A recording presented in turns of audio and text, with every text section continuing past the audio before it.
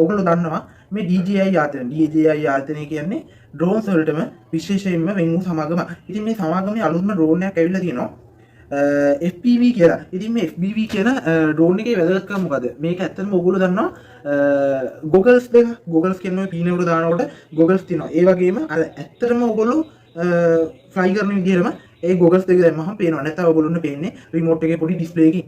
ඉතින් මේක ඇත්තටම 2021 තමා රිලීස් වෙලා තියෙන්නේ මේ DJI ආයතනයේ FPV කියන ඩ්‍රෝන් කන්සෙප්ට් එක. ඉතින් ඇත්තටම කිව්වොත් ලක්ෂ 3ක් විතර වෙනවා ලංකාවේ මුදලින් ගන්නවා මේ ඩ්‍රෝන් එක. ඇත්තටම සාමාන්‍යයෙන් හදන FPV ඩ්‍රෝන් එක නම් ඔයගොල්ලන්ට 80000ක් අතර ලක්ෂයක් අතර මුදලක මිලදී ගන්න පුළුවන්. මේ ඩ්‍රෝන් එකේ මොකද්ද වැදගත්කම?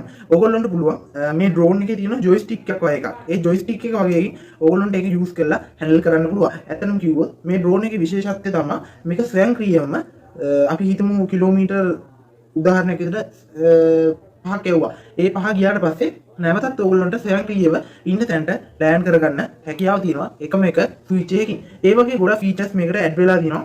ඉතින් මේකේ අපිට බලා ගන්න පුළුවන් බර ග්‍රෑම් 795යි. ඉතින් මේක මේ ඒ වගේ බරක් හදලා තියෙන්නේ මේක ඇත්තටම පහසු වෙන ආකාරයට. ඉතින් මැවික් වගේ බරට සමාන බරක් තමයි ඉතින් මේවා තියෙන්නේ.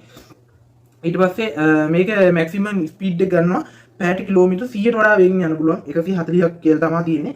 ඉතින් මේ උපරිම මීටර් 6000ක් යන්න පුළුවන්. ෆ්ලයි ටයිම් එක තමයි මිනිත්තු 20ක්. ඒ කියන්නේ විනාඩි 20ක්. ඉතින් අනිත් ඩ්‍රෝන් වලට ගත්තාම සමහර ඩ්‍රෝන් වල තියෙන්නේ උපරිම යන්න පුළුවන් මිනිත්තු 10ක් වගේ තමයි.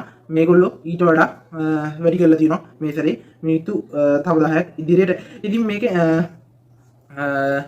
තව කියනවා නම් මයික්‍රෝ SD එකේ ඉඳලා 256 GB වෙනකල් අප් කරන්න ස්ට්‍රෝං එකක් තියෙනවා. තව සෙන්සර් තියෙනවා 12IP CMOS සෙන්සර් එක. ඊට පස්සේ ISO එක 100 ඉඳලා 12800 වෙනකල් තියෙනවා. ෂටර් ස්පීඩ් එක 50ට 1 ආපහු තියෙනවා 8000ට 1 වෙනකල්. ඉතින් මේක ඇත්තටම ගොඩක් වටින features photo resolution video resolution වගේ ගොඩක් තියෙනවා.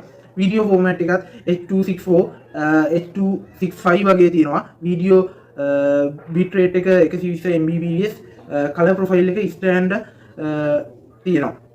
ඉතින් මේකේ තව gimbal type එකක් තියෙනවා.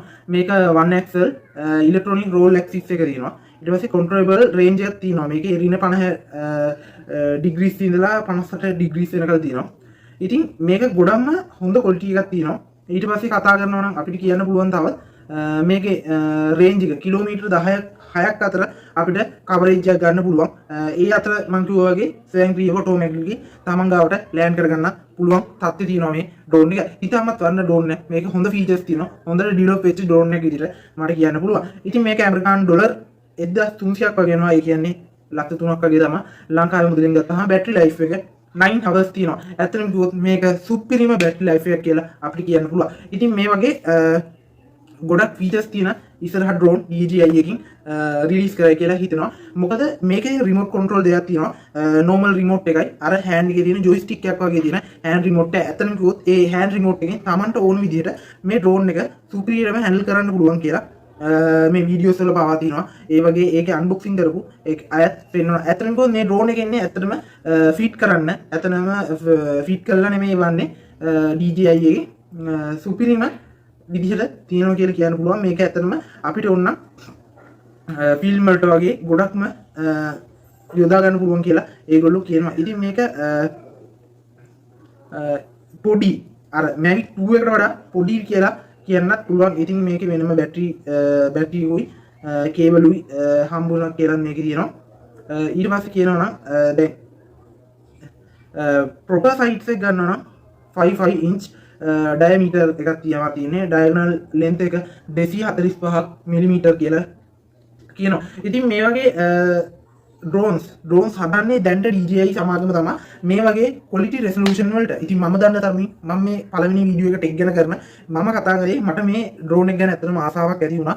ඉතින් මේ ඩ්‍රෝන් එක ගැන මම ඒකයි කතා කළේ. ඕගොල්ලන්ට මම හිතනවා මේ ඩ්‍රෝන් එක ගැන පොඩි තමන්ට තේරෙන කවරේජ් එකට මගේ දැනුමක් එන්නේ නැති කියලා. මොකද මම බර වචන පාවිච්චි කළේ නැහැ. මොකද මම දන්නේ නැහැ ඇත්තටම මේ ටෙක් එකේ මේ ඩ්‍රෝන් ගැන ලොකුවට කතා කරන්න. ඉතින් මට ආසාව හිතෙන තැන් ටික ගැන මම ඔයගොල්ලන්ට කිව්වා. එහෙනම් අනිවාර්යයෙන්ම එකතු වෙන්න. තවත් මම පොඩි ටෙක් ගැජට් ගැන දානවා. ඉතින් මම දැන් ගිහින් එන්නම් එහෙනම් මේ YouTube channel එක subscribe කරන්න. බොහොම ස්තුතියි මේ DJI FPV කියන drone එකේ විස්තරය ඔයගොල්ලෝ බැලුවට. එහෙනම් මම දානවා තව link එකක්. ඔයගොල්ලන්ට වැඩි විස්තර බලා ගන්න පුළුවන් මේක ගැන. එහෙනම් ගිහින් එන්න සුබ දවසක්.